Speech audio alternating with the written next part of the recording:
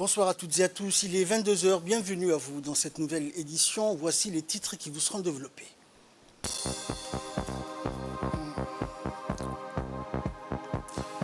L'inspection du travail, le ministère du Travail a organisé des contrôles inopinés sur le respect de la législation du travail sans complaisance ni passe-droit.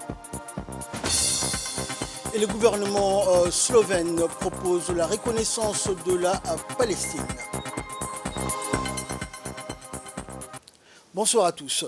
Le nouvel ambassadeur de la République de Djibouti, Yassine Hussein Douali, auprès de la République de Pologne, a été reçu dans le palais du Belvédère à Varsovie, lieu d'accueil des chefs d'État, par le chef d'État polonais Andrzej Duda, en présence du premier conseiller de l'ambassade de Djibouti.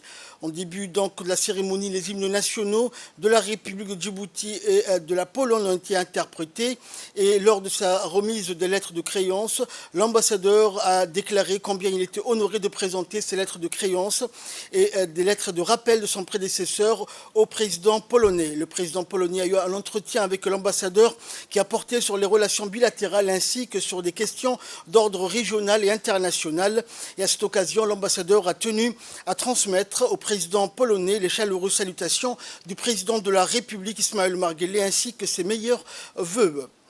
L'ADDS, l'agence de développement social, en collaboration avec la commune de Balbala, a organisé dans l'après-midi du mercredi dernier une cérémonie de clôture de projets de formation en cuisine et en technique de vente pour 18 jeunes à besoins spécifiques et en situation de précarité au centre de formation de l'association Sunnat al-Haya.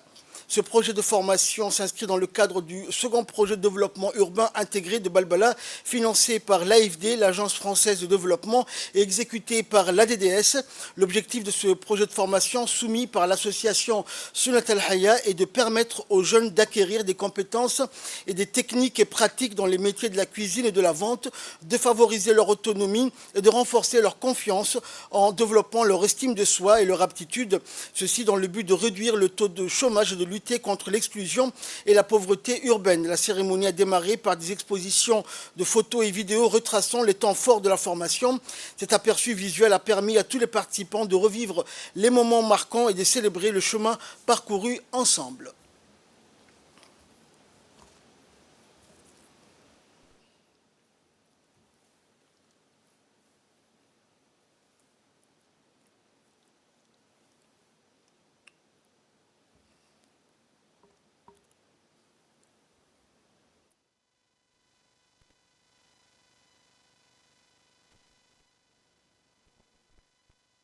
Je suis très heureuse d'être parmi vous ce soir. La première fois que j'ai entendu parler de l'association, c'était il y a à peu près 1 an et demi, je pense.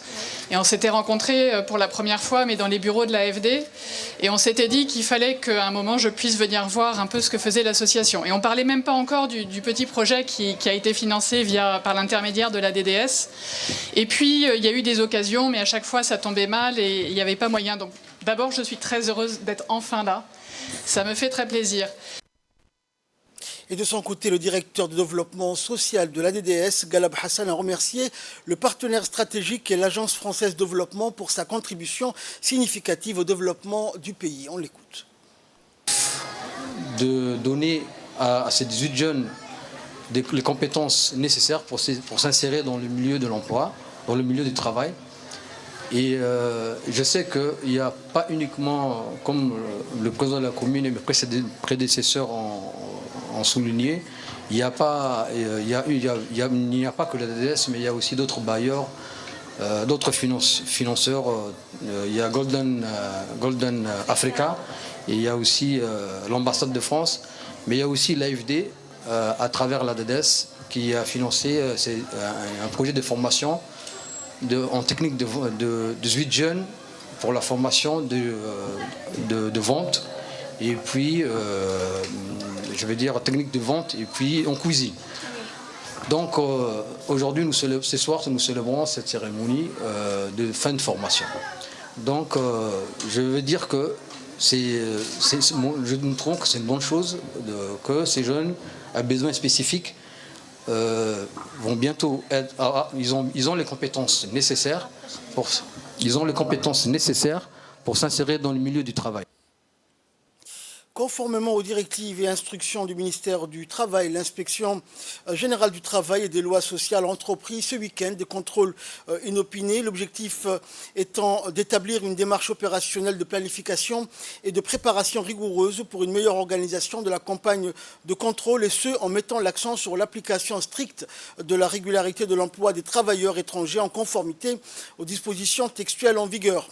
Afin d'opérer une couverture réglementaire maximale, 2 équipes ont été mobilisées avec une répartition géographique équilibrée, une équipe pour le centre-ville et une autre équipe dépêchée sur la zone économique de la commune de Balbala.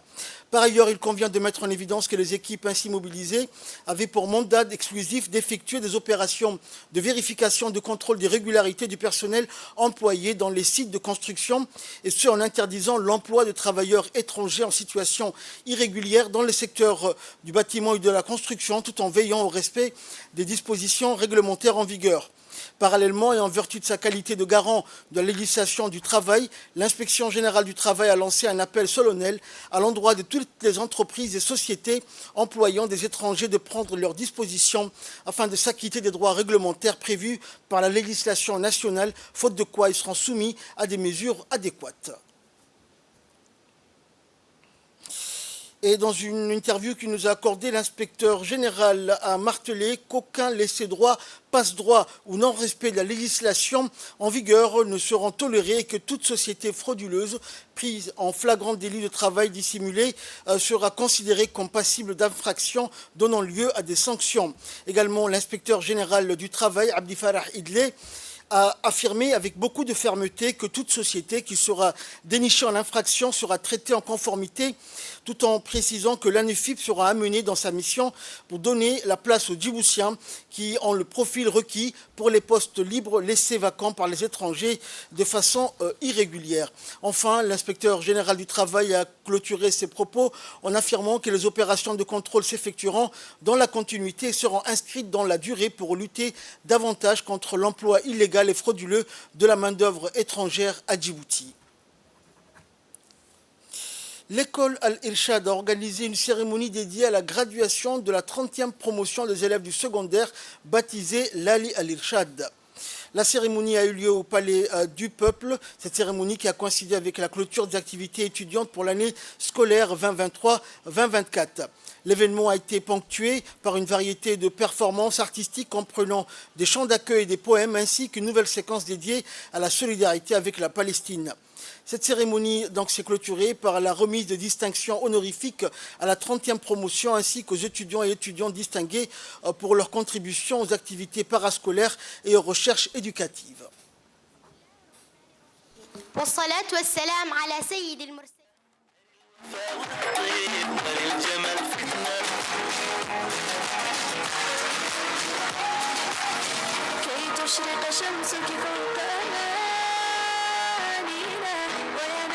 عمر قال لي حفظه الله من قبل معالي الوزير التربية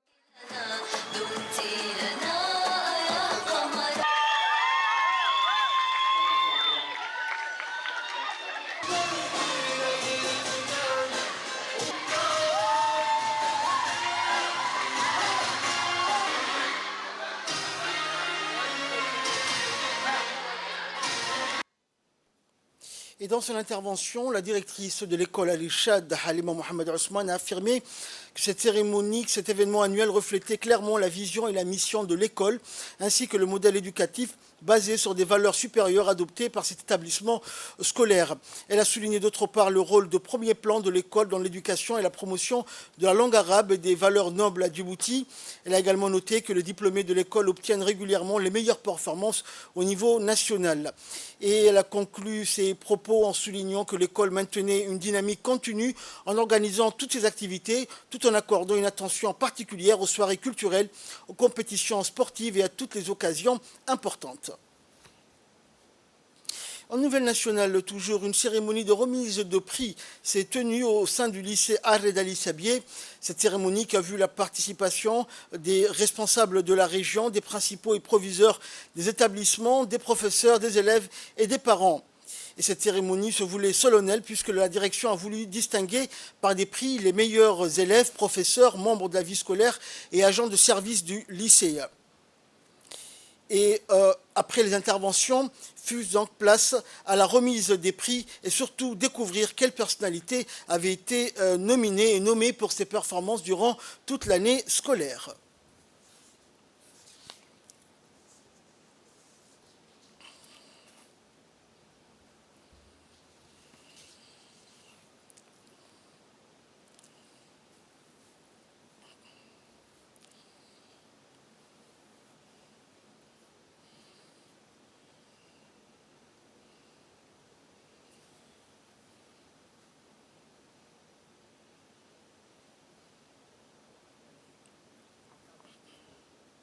Et à présent, je vous propose de suivre l'intervention du proviseur du lycée Arré. En fait, souligner aujourd'hui, cette cérémonie, c'est une première dans notre établissement. Une première en son genre, parce que cette année, nous avons voulu donc de primer nos meilleurs élèves. C'est à qui nous attendons beaucoup. Nos meilleurs enseignants, nos meilleurs personnels de service, nos meilleurs personnels de l'administration. Et c'est un honneur pour moi, en fait, de présider donc cette cérémonie. Dans l'actualité également, comme moi c'est une habitude, l'équipe du centre médico-hospitalier de Tadjoura s'est déplacée dans la localité de Balhou. Le déplacement du médecin gynécologue dans la localité reculée de la région est devenu un rendez-vous incontournable pour les futures mamans et toutes femmes se plaignant de problèmes gynécologiques. Appartient donc au passé le déplacement des patientes vers le chef-lieu ou voire la capitale pour se rendre à une consultation gynécologique. L'innovation amorcée par l'équipe du docteur Dimbio, médecin-chef de la région éponyme, fait tout pour pallier au complexe de dessert médical, du moins pour la journée. C'est dans cette optique que l'équipe sillonne les localités éloignées de la région pour réaliser les échographies obstétricales sur place au profit des femmes enceintes. L'équipe se compose aussi d'un nutritionniste et d'une surveillante. Il est réalisé en même temps la sensibilisation sur le planning familial, l'information, l'éducation et la communication pour la santé. Et après les consultations, les médicaments de première nécessité sont octroyés aux bénéficiaires et les cas sérieux sont référés aux centres médico-hospitaliers pour une meilleure prise en charge. L'association Ubuki a lancé un atelier de formation sur la violence basée sur le genre et les mutilations génitales féminines dans la région d'Obok. Cet atelier, qui a débuté le 30 mai dernier, se déroulera sur une période de 3 jours et vise à renforcer les connaissances sur les droits des femmes, avec un accent particulier sur les questions relatives aux violences basées sur le genre. L'association, qui est une organisation non gouvernementale dédiée à la promotion des droits des femmes et à la lutte contre les violences basées sur le genre à Obok. À travers des initiatives de sensibilisation, de formation et de plaidoyer, l'association œuvre pour un environnement où chaque femme peut vivre sans peur de violence ni de discrimination. Financé par l'USAID à travers la compagnie Kaizen, ce projet bénéficie de l'expertise de consultants nationaux spécialisés dans ce domaine. Et en amont de cet atelier, plusieurs étapes importantes ont été franchies, notamment en février 2024. Des rencontres et concertations ont eu lieu avec l'UNFD, le secrétariat technique du ministère de la Femme et de la Famille et les autorités locales pour échanger sur les objectifs du projet. Et là, nous passons à l'actualité internationale. Le gouvernement slovène du Premier ministre Peter Golob propose au Parlement de voter la reconnaissance de la Palestine. La Slovénie est en passe de devenir le 10e pays de l'Union européenne à reconnaître la Palestine. Le gouvernement de Peter Golob soumet un projet de reconnaissance au Parlement. La coalition libérale au pouvoir dispose d'une large majorité et le texte devrait, sauf surprise, être validé. Le vote devrait avoir lieu mardi prochain. La Slovénie avait entamé le processus de reconnaissance début mai et avait prévu d'attendre une amélioration de la situation sur le terrain. Peter Golob a exprimé cette semaine vouloir accélérer le processus de reconnaissance en réaction aux opérations de Tsahal, l'aviation israélienne à Rafah. L'annonce du gouvernement slovène intervient 2 jours après la reconnaissance de la Palestine par l'Espagne, la Norvège et l'Irlande. L'Office de secours et des travaux des Nations Unies pour les réfugiés de Palestine a annoncé qu'au cours des 2 derniers jours, plus de 32 000 personnes ont fui Rafah. L'organisation onusienne a ajouté que sur son compte officiel sur la plateforme X, qu'aucun endroit n'est à l'abri de bombardements incessants. La Banque africaine de développement appelle à agir pour influencer la réforme de l'architecture financière mondiale. Plus de 3000 participants de 82 pays se sont réunis 4 jours durant à Nairobi pour les assemblées générales annuelles de la Banque africaine de développement. La réforme de l'architecture financière internationale en a formé la clé de voûte. Cette réforme ne pourra faire l'économie d'une prise en compte des défis climatiques. L'Afrique aurait besoin de 213 milliards de dollars par an jusqu'en 2030 pour relever le challenge du développement durable. Et encore dirigé pour près de 18 mois par le Nigérian Akinwumi Adesina, la BAD doit y définir sa nouvelle stratégie pour les 10 ans qui viennent, notamment à l'endroit de la jeunesse du continent. La BAD attend de ses actionnaires une augmentation de son capital pour faire face aux besoins du continent africain, notamment en cas de circonstances exceptionnelles. C'est la fin de cette édition. Merci de nous avoir suivis. Excellente soirée sur Télé Djibouti.